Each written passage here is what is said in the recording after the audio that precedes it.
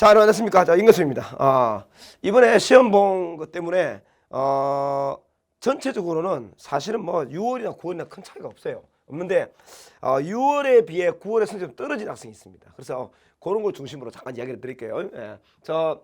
선생님이 왜 6월과 9월에 해설 강의를 자세하게 안 올리냐? 그거는 선생님이 곧 수능 보기 전 11월 달에 올려줍니다. 그러면 이제 학생들이, 강의 듣게 하려고. 그게 아니죠. 선생님 강의는 무료잖아요. 예. 그러니까, 강의가 무료인가? 아니구나. 우리 수업 듣는 학생이 필요하기 때문에 제가 6월과 9월을 해줄 겁니다. 이렇게. 그러니까, 요렇게 제가 이렇게, 장르별로 이렇게 묶어서 여러분한테, 그 변화된 과정을 디테일하게 문제까지 꼼꼼하게 풀면서 보여줄 거예요. 이제 그때 가면 감각이 살아나서 수능에 나올 걸 예측할 수 있습니다. 지금은 일단 좀 약간 좀 두리뭉술하게 그렇게 좀 이야기를 하겠습니다. 자, 제가 볼 때 이제 이런 게 있죠. 시간이 부족하다 하는 게 있습니다. 보면 전반적으로 시간 부족이 되게 많죠. 아마 내가 오늘 이야기도 이거로 아마 다 끝나지 않을까 싶은데, 시간 부족의 원인은 첫 번째, 당연히 공부를 별로 안 했기 때문입니다. 그거 다 인정하지 않습니까? 예. 근데 공부를 했는데도 안 나오는 학생들이 있어요. 예. 그런 경우는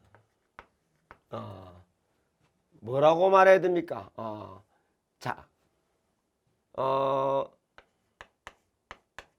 지문과 문제를 동시에 푸셔야 돼요. 그래야 시간이 안 부족합니다. 즉 다시 말해서 시간이 부족되는 것은 일단 근본적인 원인은 뭐냐면, 일단 무조건요, 지문을 반드시 해야 한 번만 읽고 답합니다. 이 원칙 까먹으시면 안 돼요. 지문을 한 번만 어떻게든 한 번에 읽으면서 문제하고 처리해 줘야 돼요.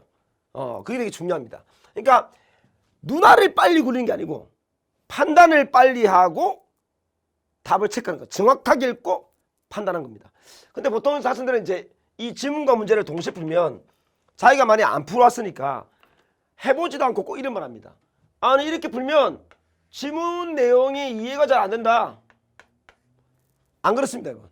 안 해본 학생들이 꼭 그런 말 하는데, 단락은요, 한 단락은 생각의 단위예요. 그러니까 한 단락 읽고 확인하고, 한 단락 읽고 확인하면 본문은 안 까먹습니다. 그 자세한 건 좀 더 이따 설명해 줄게. 세 번째는, 시간 부족의 원인은, 일단 아마 그 문학이든 비문학을 예를 들게요. 예를 들어서 비문학이 있다 합시다. 이 비문학 자체의 읽는 방법을 잘 모르는 것 같아요. 그러니까 방법을 숙지해야 되는데 자꾸 비문학을 많이 풉니다. 그러니까 쉽게 하면 양으로 승부하시면 안 되는 거예요. 물론 양은 두 번째는, 첫 번째 해줄게. 봐. 첫 번째, 먼저 방법을 익힙니다. 두 번째, 비문학입니다. 방법대로 읽어서 그 방법을 체화를 시켜야 돼요. 처음에 방법을 익히고 그다음에 방법을 체화시킵니다. 이게 되게 중요합니다. 방법을 선생님들마다 다르게 해주겠지만 어쨌든 임금갑수님 전화서는 임금갑수님 시키는 대로 하십시오. 믿고 하라고 하면 좀 제발 좀 하세요. 하다가 좀 안 되면 왔다 갔다 틀어지지 말고 이랬다 저랬다 하지 말고 좀 제발 시킨다는 써요. 쌤은 여러분보다 너무 오래 살았고 엄청나게 많은 학생을 만났고, 내가 여기에 아마 대한민국 국어쌤 중에 학생을 제일 많이 만난 쌤일 겁니다. 그렇게 많은 학생을 만나서 강의를 했던 데이터베이스가 있잖아요. 그렇게 하세요. 그러니까 신뢰감이 떨어져서 안 한단 말이에요. 학생들이 자꾸. 자, 그리고 맨날 임금 하면 이제 오랫동안 1등 하다 보니까 언제적 임금이냐? 아닙니다. 여러분 2016, 2017년에 내 강의 안 할 때도 보니까 인터넷 강의 계속 많이 팔렸어요. 학생들이 그만큼 많이 찾고 있습니다. 근데 그 방법들을 안 하니까 문제인 거예요. 그 너무 이게 답답합니다. 이 방법들을 합니다.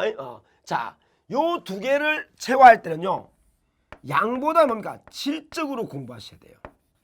질이란 말은 정확하게 답이 딱 나오고 지문이 이해되게 늦더라도 연습할 때는 그 다음 세 번째 디귿에 올 때 뭡니까? 이 기역 니은이 어느 정도 뭡니까? 딱 베이스로 이루어지면 그 다음부터 뭡니까? 양을 올리고 속도를 올립니다. 이때 속도도요. 생각해보세요. 이걸 풀 때 내가 지문 읽을 때 한 지문당 천천히 정확히 풀면 한 12분 15분 걸려요. 예를 들어서 내가 이런 방법 질적으로 풀었는데 한 지문에 좀 짧은 지문인데 내가 한 13분 걸렸다. 그러면 갑자기 뭡니까? 풀 때는 보통 이제 짧은 지문이면 한 9분 걸리거든요. 8분 9분. 그럼 13분을 갑자기 8분으로 확 줄이면 당연히 다 들리죠. 본문 이해가 안 되죠. 생각을 해보세요. 이건 무조건 셋말에 받아들이 말고 논리적으로 차근차근.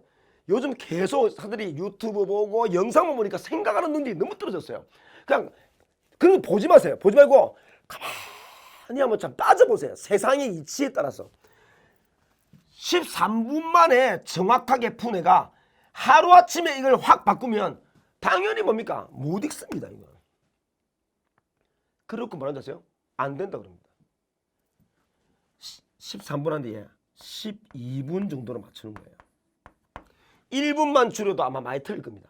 하지만 이 상태로 계속 또 푸는 거예요. 이게 풀 때 정확도가 생기면 그 다음에 11분 이렇게 낮추는 거예요. 나중에는 이제 뭡니까? 10분. 요 정도 쓴다면 이제 어느 정도 완성이 되죠. 이렇게 조금씩 지금도 아직 시간 남아있으니까 비문학 제발 그렇게 하세요. 그러니까 양도 중요한데 양은 정확한 방법이 체화된 베이스 위에 양으로 박살냅니다. 그래서 공부 잘하는 애들은 지금 양으로 달려도 상관이 없는 거예요.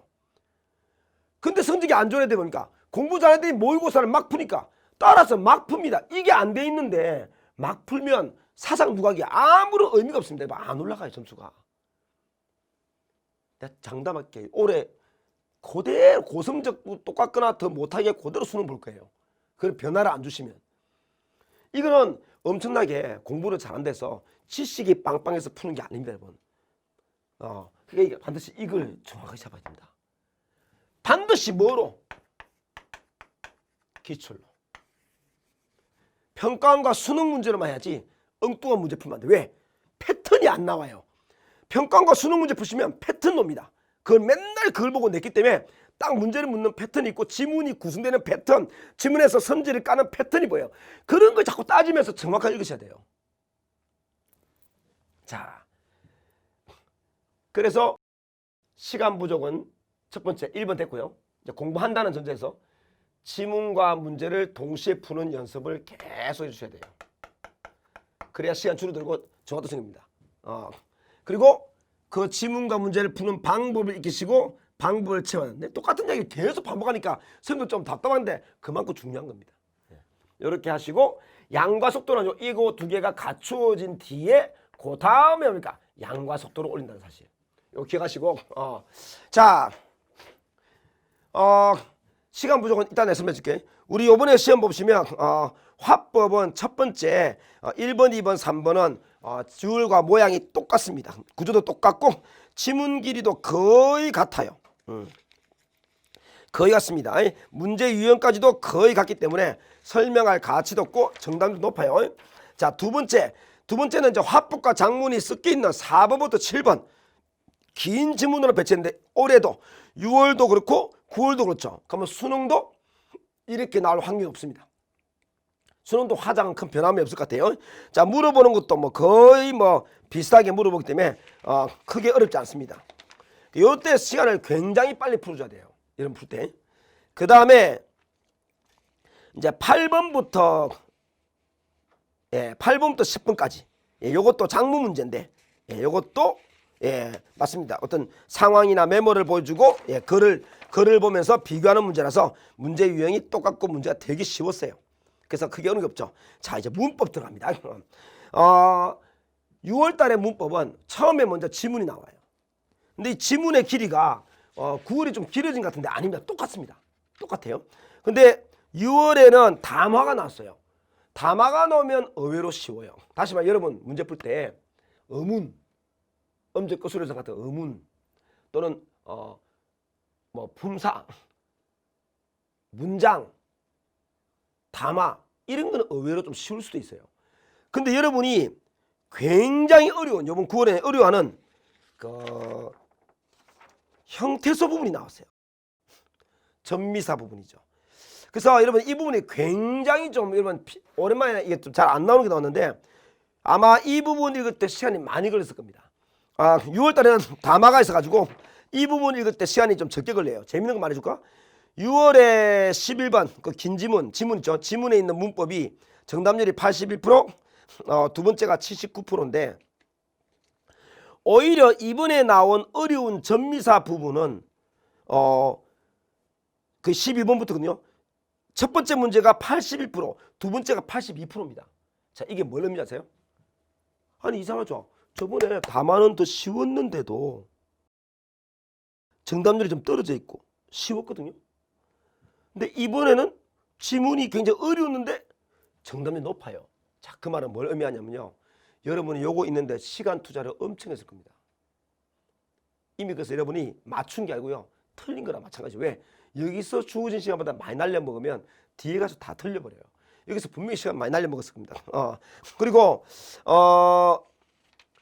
그 9월 달에 14번 같은 게 품사 문제인데 이런 게 정답률이 60%, 69% 보면 학생들 아직도 문법을 정말 공부를 안 하는 것 같아요.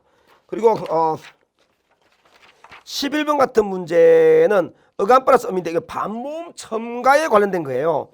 그러니까 이게 문제가 교체냐 첨가냐를 정확하게 되는데 학생들이 보기를 꼼꼼하게 안 봐요. 그러니까 자꾸 이거 안 보고 빨리 풀려면 안 되고 다 보고 빨리 푼다니까. 즉 판단이 빨라야 되는 거예요. 보긴 다 봐야 돼요. 그러니까 틀립니다. 꼭 기억하세요. 문법, 내가 문법은 우리 학생들을 위해서 문법 문제풀이를 내가 따로 올려줄 겁니다. 기다리세요. 곧 올라갑니다. 10월에 올라갑니다. 쫙 올려줄 테니까 걱정하지 말고 그때 같이 풀면서 열심히 해서 내가 문법에서는 최대한 거의 다 맞추게 만들 겁니다. 다 맞추는 더 틀려봐야 하나 정도 해서 시간을 최대한 내가 줄여주는 그런 연습을 할 겁니다. 화법과 작문은 쌤한테 배운 대로 하시면 돼요. 안 틀려요. 그 다음부터. 근데 문법을 문제풀이 우리가 안 했기 때문에 안 했는 이유가 뒤에 가서 해주려고. 어차피 까먹으니까. 그래서 압축 강의를 내가 올려줄 거예요. 그럼 빨리 그거 보시고 바로 문풀 들어가면 아마 이런 많은 것이 배우게 될 겁니다.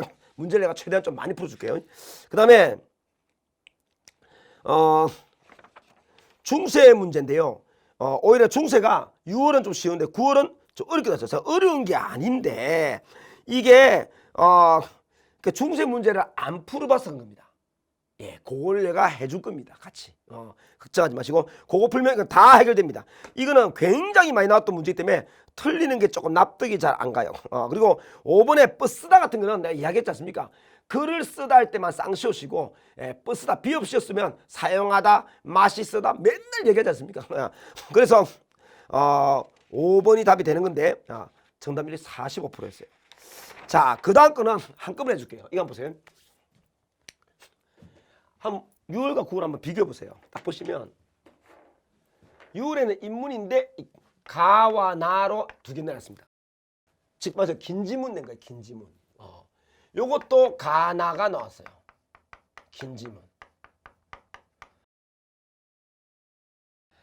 제가 보기에는 이게 예술이지만 예술 철학이기 때문에 인문적인 요소도 가미가 돼 있어요.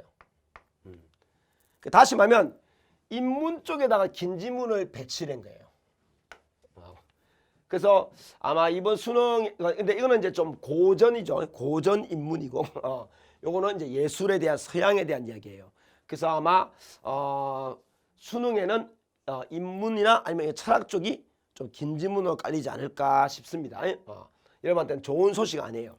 근데 6월에는 기술인데 9월에는 과학이 나왔어요. 그럼 이렇게 되면 반드시 둘 중 하나를 선택해서 출제합니다. 수능은 기술 아니면 물론 기술 과학이 한꺼번에 나올 수 있겠지만 선택할 가능성이 높아요. 그래서 선택을 합니다. 근데 기술 지문은 디지털 카메라니까 아주 최신 기술을 요구하고 있고 과학의 바이러스 세균 같은 것은 뭡니까? 최신 기술보다는 요즘 시대 분위기에 맞춘 거예요. 그죠? 코로나와 관련된 그런 시사적인 겁니다. 그래서 만약에 과학이 수능에 놓는다면 생물로 출제될 가능성이 높아요. 물리나 화학보다. 왜냐면 다른 것보다요. 이게 뭐 제가 뭐 신도 아니고 뭐 어떻게 맞추겠습니까? 그래서 요거와 요거를 교수님을 섭외했단 말이야. 그래서 기존에 섭외한 교수를 배제하고 새로운 교수로 바꾸지 않는 한은 요 두 개와 관련된 게 나올 수 있어요. 그래서 만약에 EBS는 비문학은 별 도움이 안 되겠지만 그래도 EBS를 보고 싶다면 가능한 뭡니까? 기술과학, 과학 중에서도 뭐 생물 쪽 중심으로 푸는 게 좀 도움이 될 것 같아요. 그 다음에 이번에 이제 경제인데 이제 별거 다 나오는데 특허권, 법인세율 관련된 거 나왔죠. 역시 기업에 관련된 건데 세금 관련된 게 좀 나왔어요. 약간 세금과 관련된 거고. 그 다음에 또 이번에 사회는 그대로 나왔어요. 근데 사회 나왔으니까 법이 나왔습니다. 그러니까 법과 경제는 출제 교수가 달라요. 그러면 역시 수능에도 사회가 나오면 수능에 분명히 뭡니까? 이것도 경제와 법 중에 선택을 할 겁니다. 그 선택하는 거는 나는 알 수 없고 아마 교수님이 뭐 시간이 돼가지고 섭외되는 사람에 따라서 하겠지요. 일반적으로 이제 이거죠. 경제가 그동안 많이 나왔으니까 그 다음에는 법이 나오겠지. 이렇게 하시면 안 돼요.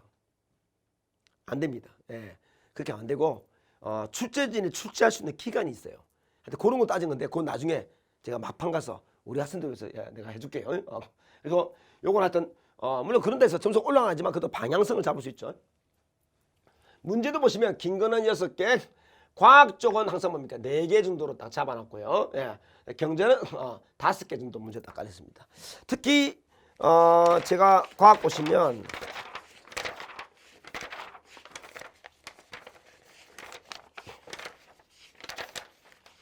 잠깐만요.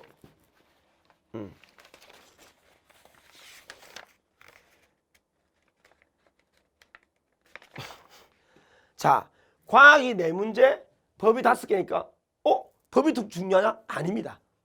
여기에 어휘 문제가 주로 들어가 있어요. 그러니까 실제 내는 건 4개로 다 똑같은 거예요. 똑같은데 어휘가 들어가냐 안 들어가냐 그런 차이죠. 그 다음에 그 문학은요 모양이 이렇게 정해진 것 같습니다. 전에는 보통 현대시와 수필이 복합되었다가 고전이 있다 뭐 짬뽕으로 했는데 이번에 아주 규칙적으로 6월에도 이런 현대시 2편으로 한 세트 묶이죠. 2편 묶이면 일반적으로 하나는 EBS 반영, 하나는 BEBS가 섞일 때가 많아요. BEBS까지는 절대 쫄지 마세요. 반드시 뭡니까? 문제의 정보를 줍니다. 대부분은 보기를 깔아줍니다. 예, 보기를 깔아주거나 아니면 낱말에 대한 시어에 대한 뜻풀이를 깔아서 적절하지 않은 것을 하는 부정발문으로 문제를 깔아줘요. 이것도 마찬가지고 3문제고. 자, 소설은 똑같이 단독으로 나왔어요. 단독으로 이렇게 나왔는데 문제는 이제 요건데 6월은 고전 시가를 아예 한 세트로 냈죠. 이렇게 되면 여러분 굉장히 피곤합니다. 그리고 시나리오를 고전 소설과 복합으로 냈어요. 근데 이번에는 비평을 깔았고, 이 비평을 까는 스타일은 사실 요즘 수능에 안 나오는 스타일인데 다시 약간 옛날 스타일로 돌아갔는데 겁먹지 마세요. 옛날에는 비평이 길었는데 이제 짧게 나옵니다. 그렇지 않을 필요 없고요. 그 다음에 고시 플러스 숲이 나왔죠. 이 숲이라고 시나리오는 선택 관계입니다. 그러니까 수능에는 반드시 이제 둘 중 하나가 나오겠죠. 시나리오가 나오든 숲이 아니면 뭐 극문학 희곡이 나오든 수필이 나오든 나올 겁니다. 예. 특히 수필이 나올 경우는 EBS를 거의 그대로 내기 때문에 EBS에 있는 수필을 공부하는 걸 추천하겠습니다. 자, 그 다음에 여기는 이제 고전 소설이 단독 나왔죠. 근데 사실 요 스타일이 약간 좀 어색한 스타일이에요. 실제로는 틀린 건 뭐 잘못된 건 아닌데 일반적으로 가장 좋은 스타일이 만약에 낸다면 현시 2편을 내고 현소, 고소를 내고 그 다음에 고전시가 플러스 뭡니까? 수필이나 극. 예, 요렇게 되는 게 가장 그 무난한, 예, 가장 루틴한 이런 모습이에요. 예. 그래서 아마 수능에는 요렇게 좀 깔 가능성이 있지 않을까. 왜? 요렇게 깔아야 고시가 짧게 나와야 여러분이 시간적으로 좀 유리해져요. 이렇게 관동별과 같이 가사가 이따만 길게 해서 하나를 차지하면 여러분 굉장히 피곤해지잖아요. 예, 그래서 고시가 짧은 게 좋다는 겁니다. 근데 맞죠? 예, 그게 좋습니다. 그래서 그리고 시나리오보다는 수필 노는 게 더 유리해요. 왜냐면 시나리오는 선생님 걸 때는 좋긴 한데 시나리오는 아무래도 대화 중심이니까 지문이 길어집니다. 예, 그래서 이렇게 됩니다. 시나리오를 깐다는 말은요, 여기 있는 경제 지문이 좀 짧다는 이야기입니다. 비문학 지문이 앞부분이 좀 짧아집니다. 왜? 시나리오 기니까. 그래서 이번에는 약간 지문이 약간 긴 맛도 좀 있고, 예, 있지만 전체적으로는 6월과 9월에 큰 차이가 없고, 과학 같은 것도 엄청나게 어렵지 않았어요. 근데 여러분이 왜 박살났냐? 앞에 문법까지 화장문까지 20분 안에 컷을 해야 되는데 문법이 약간 좀 어렵대서 너무 당황을 한 거죠. 그럼 뭐랄까요? 엄청난 양의 문제풀이 연습해야 됩니다. 그래서 제가 문법은 역대 수능에서 나왔던 문법 지문과 관련된 것을 싸그리 모아서 제가 10월달에 한번 쫙 땡겨주겠습니다. 그래서 여러분 성적을 반드시 잡을 수 있게끔 여기서 어리버리하면요 갑자기 당황을 합니다. 또 두 번째 문제 풀 때 제일 좋은 순서 그냥 화, 작, 문 그 다음에 뭡니까? 그 다음에 뭐 하여튼 문제 순서대로 푸는 게 제일 좋아요. 하지만 쌤 저는 아무래도 문학은 빨리 푸는데 비문학이 가다 그럴 경우는 이렇게 돼요. 화, 작, 문하고 그 다음에 비문학하고 그 다음에 문학 이렇게 괜찮습니다. 네. 아니면 화작문은 맨 마지막에 풀어도 돼요. 자, 그런데 하나 지키겠습니다. 이제 순서를 이젠 풀이 순서를 결정해야 됩니다. 내가 요번 시험에 내가 전에 하서 말했지.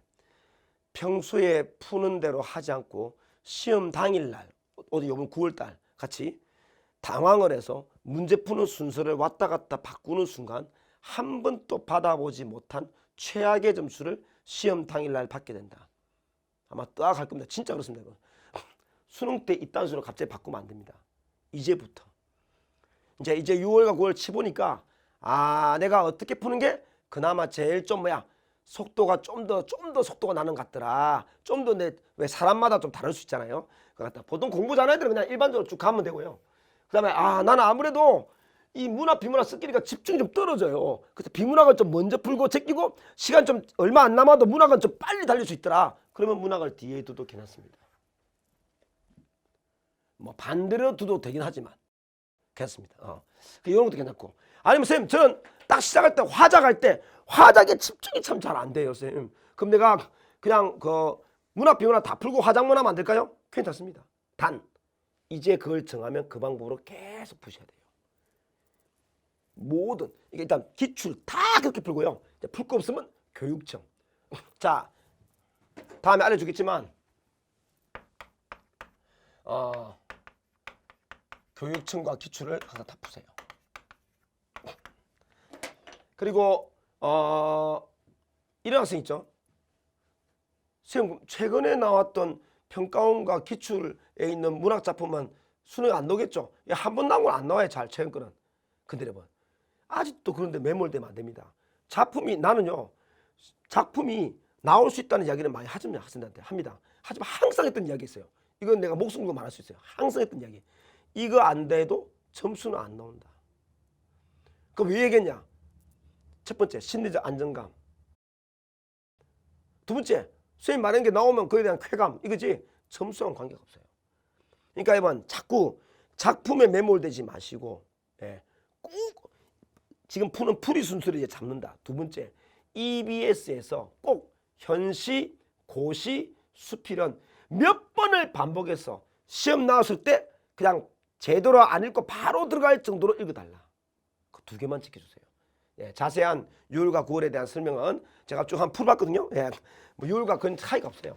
아마 여러분 성적이 아마 코로나 때문에 좀 많이 떨어지지 않나 싶어요. 그래서 아마 수능에서는 코로나를 배려하지 않겠나 싶습니다. 6월, 9월 시험은 아무래도 국가에서 보는 시험도 아니고 평가원이라는 사설 기관에서 자기들의 데이터베이스를 위해서 보는데 또 보다 보니까 여러분 수준이 좀 떨어진다 싶으면 아마 수능도 조절하지 않겠나 싶은 제 개인적 생각입니다. 네, 근데 두 가지만 명심. 문제 푸는 순서를 이제 잡는다. 두 번째는 EBS에서 현시, 고시, 수필은 확실하게 여러 번 본다. 한 5회도 하십시오. 한 번도 아니고 한 5번 이상 반복해서 딱 보자마자 바로 딱 읽고 들어갈 수 있게끔 그 정도로 알딸딸 외울 필요 없지만 여러 번 봐가지고 기억이 남을 정도로 그렇게 하시면 일단 문학에서 시간 세이빙이 많이 들 겁니다. 그럼 비문학을 잡을 수가 있어요. 자, 또 시험지 돌고 또 화형식 하고 막 불태우고 이런 이상한 짓 하지 말고요. 술 퍼먹고 그러면 안 됩니다. 고등학교 3학년이 그러면 안 되고 항상 차분한 마음으로 인터넷 같은 거 하지 마세요. 왜? 생각을 안 하잖아요. 다시 자기를 딱 돌이켜봐서 그래, 마지막 순간에 맞죠? 사람은 죽으면 경쟁이 끝나는 거예요. 죽기 전까지는 끝난 게 아닙니다. 죽기 전까지 끝난 게 아니에요. 지금 당장 한번 1등 했다. 그 1등 영원한 겁니까? 서울대 갔다. 영원할 것 같아요? 죽을 때까지 우리는 경쟁하는 거예요. 그 경쟁 중에 이제 한번 시험 보는 겁니다. 그리고 이 시험 안에도 6월도 경쟁, 9월도 경쟁, 다 경쟁 연속이에요. 예. 그러니까 이번 시험 못 보면 막 죽어버린다 다들 아니야. 다음에 또 어떻게 대처할 것인가. 이렇게 해야 삶이 뭐야 계속 발전할 거 아닙니까? 예. 그러니까 절대 좌절하지 말고 다시 한번 심기일전. 여러분 선생님도 인간이고 강의하다 보면 힘들고 지치고 하지만 여러분 선생님 강의 촬영할 때 보면 어떻게든 뭡니까 목소리 크게 하고 힘 안 빠지라 노력하고 있죠. 근데 그게 자꾸 반복하다 보면 몸이 뱉니다. 원래 선생님이 이렇게 시끄러운 인간이 아니었어요. 몸에 배는 거예요 이렇게. 예. 그러니까 내 말은 그렇게 할 수 있도록 이 남은 기간에 다시 첫 번째 딱 같은 패턴으로 시간을 정해서 푼다. 두 번째 EBS에 아까 말한 세 가지를 반드시 5회 이상 한다. 그 나머지 자세한 것은 강의를 들으면서 처리한다. 이렇게 되겠습니다. 자, 고생 많으십니다. 당장 빨리 잊어버리고 시험 문제 틀린 사람 있죠? 많이 틀린 사람은 다시 천천히 한 번 더 풀어보세요. 천천히 한 번 더 풀어서 이상 없이 점수가 잘 나오면 괜찮은 겁니다. 그러니까 시간 조절이나 안배를 잘못한 거지. 알죠? 우리 야구팀도 잘하는 팀도 어쩌다가 경기 못할 수도 있잖아요. 그와 똑같이 안배를 못한 거예요. 그러니까 천천히 풀어서 답이 잘 나오고 괜찮으면 문제 없으니까 마음 가라앉히고 다시 한번 계획을 잡고 차근차근 나갑시다. 예. 힘내시고 수업 시작해 봅시다. 안녕히 계십시오.